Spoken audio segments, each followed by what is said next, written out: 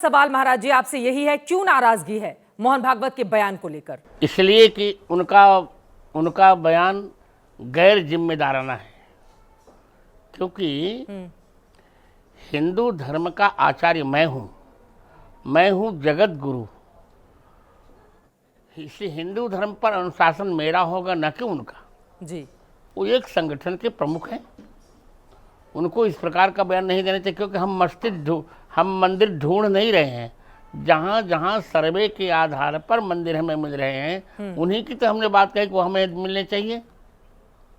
हमने ढूंढा कहाँ जी। ऐसा उनको बोलना ही नहीं चाहिए कि हम ढूंढ रहे हैं। ढूंढने का अर्थ कोई खोया हुआ हो, खोया नहीं हो तो इतिहास ने प्रमाणित कर दिया है ना चित्रा जी। अधिकार मांगना कोई पाप नहीं है, अधिकार खोकर बैठ रहना यह महादुष्कर्म है। न्यायार्थ अपने बंधु को भी दंड देना धर्म है। हमने कोई पाप नहीं किया। और दूसरी बात उन्होंने जो ये कह डाली, ये बहुत मुझे चुभी कि राम मंदिर बनने के बाद कुछ लोग हिंदू मुद्दे उठाकर हिंदू धर्म के नेता बन रहे हैं।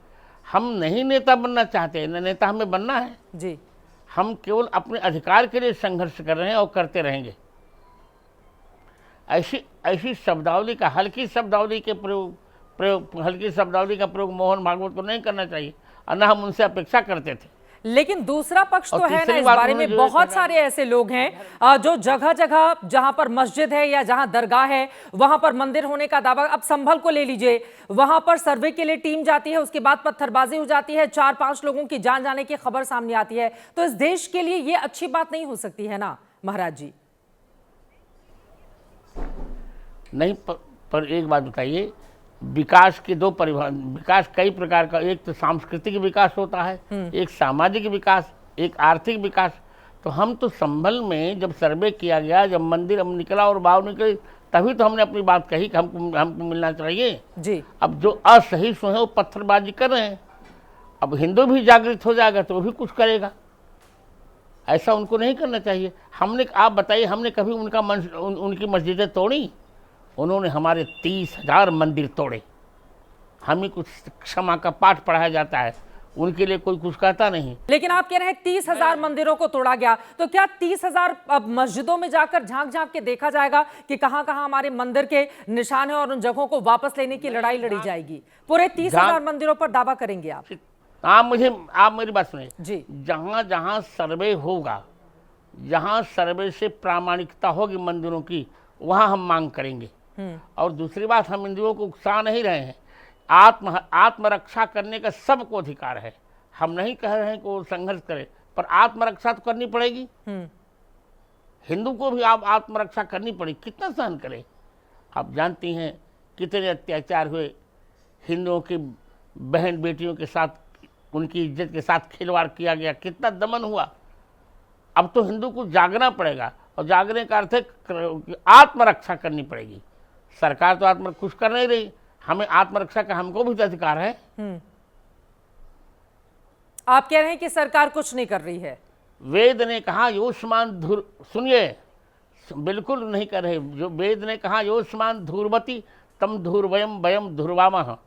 जो हमारी हिंसा करे उससे हमें अपना बचाव करना चाहिए, और जो हमारी बेटी बहनों पर कुदृष्टि डाले उसको उचित दंड भी हमें देना चाहिए। हम अपने अस्तित्व का बलिदान करते तो शांति नहीं चाहते, और करेंगे। अब उनको भी समझ लेना चाहिए कि अब ओम शांति शांति शांति ये नारा पुराना पड़ गया, अब तो ओम क्रांति क्रांति क्रांति होना चाहिए। तो 22 करोड़ से 25 करोड़ की आबादी वाले जो मुसलमान हैं वो फिर कहां जाएंगे? ये देश उनका भी है। यहीं रहें, पर हमारे अस्तित्व का सम्मान करके रहें। मैं कब कह रहा हूं कि उनका नहीं है, पर आप मेरी बात समझ क्यों नहीं पा रही? उनका है, उनका रहना चाहिए, पर वो रशकान की भांति रहें, रहीम की भांति रहें। हिंदुओं का अस्तित्व मिटाकर उनको रहने की अनुमति नहीं दी जा सकती, न कोई देगा।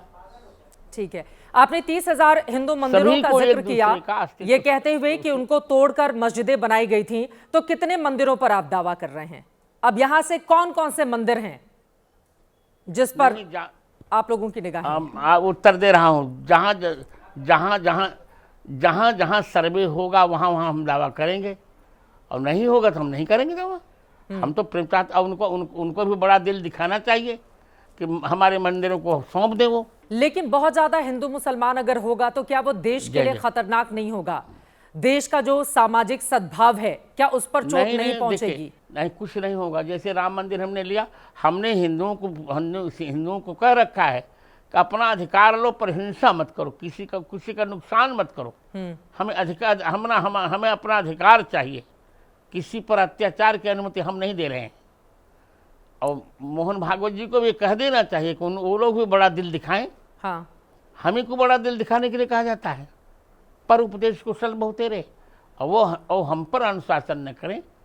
अनुशासन हम जगत गुरु हैं, आचार्य हैं, अनुशासन हम करेंगे हिंदू धर्म पर, न कि वो।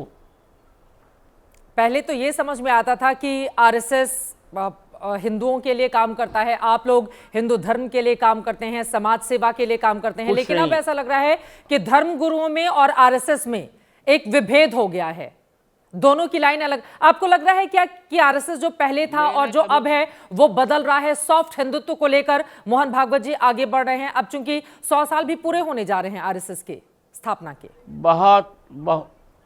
बहुत बदल रहा है आरएसएस के। हमने तो कई सरसंघचालक देखे। जब तक राजेंद्र सिंह जी रज्जू भैया थे तब तक आरएसएस कुछ और था, अब कुछ और हो गया है। वजह क्या समझ में आ रही है? मैं क्या बताऊं, ते ही नौ दिवसागता,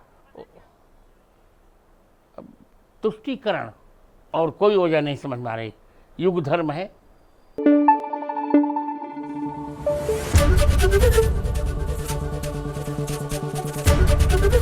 एबीपी न्यूज आपको रखे आगे।